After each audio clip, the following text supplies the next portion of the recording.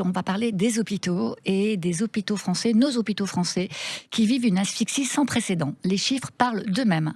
En 2021, près de 20 millions de passages aux urgences ont été enregistrés contre 14 millions environ en 2002, soit une hausse de plus de 40% en 2 décennies. En 2023, la France comptait 719 points d'accueil des urgences, majoritairement dans des établissements publics, mais évidemment, cela reste insuffisant face à cette demande en constante augmentation. Et puis, face à cette pression croissante, les moyens, eux, stagnent. Résultat, des couloirs saturés de brancards, des délais d'attente interminables et des patients parfois renvoyés faute de temps ou de place. Le personnel hospitalier, lui, est à bout. Les infirmiers, aides-soignants, les médecins dénoncent des conditions de travail devenues insoutenables, charge de travail excessive, sous-effectifs chroniques, heures supplémentaires non payées, environnement stressé, tout cela accompagné d'agressions verbales et parfois même physiques. Un soignant sur 3 déclare avoir été victime d'une agression. Cet épuisement général contribue à la détresse du personnel hospitalier, au départ massif, à l'augmentation d'erreurs médicales, avec des conséquences parfois tragiques. Selon la Haute Autorité de Santé, les incidents liés à l'administration de médicaments et à l'usage de produits pharmaceutiques restent fréquentes. 41% concernent des surdosages, 31% des confusions médicamenteuses, 14% des erreurs d'identification de patients.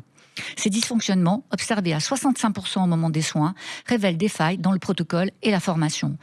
Et parmi les plus vulnérables, dans cette crise, les enfants, et particulièrement les enfants en situation de handicap. Trop souvent, leurs symptômes sont minimisés, retardant des diagnostics pourtant vitaux.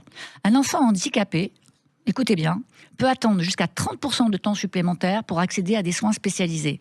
Ces lacunes, dues en partie au manque de formation spécifique des soignants, peuvent conduire à des interprétations erronées, des retards critiques et une inégalité flagrante dans l'accès aux soins.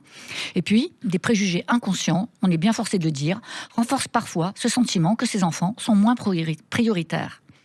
La charte Romain Jacob offre pourtant des pistes concrètes. Former les soignants à la prise en charge du handicap, coordonner les parcours de soins, garantir une écoute attentive des patients et de leurs familles.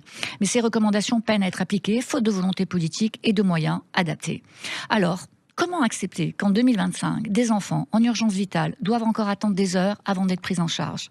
Comment tolérer que des soignants à bout de souffle soient contraints d'abandonner leur vocation, faute de reconnaissance, de soutien, de moyens? Et comment rester silencieux face à ces parents qui perdent un enfant à cause d'erreurs évitables, amplifiées par un système à bout de souffle? Protéger notre hôpital, c'est lui redonner son rôle fondamental, celui d'un refuge, d'un lieu où l'on vient chercher du soin, du réconfort, et non davantage d'incertitude ou de stress. C'est garantir que chaque patient, chaque enfant, chaque parent puisse franchir ses portes avec la certitude qu'il sera pris en charge, écouté et accompagné. Et ce n'est pas simplement une question de moyens, c'est aussi une question de confiance.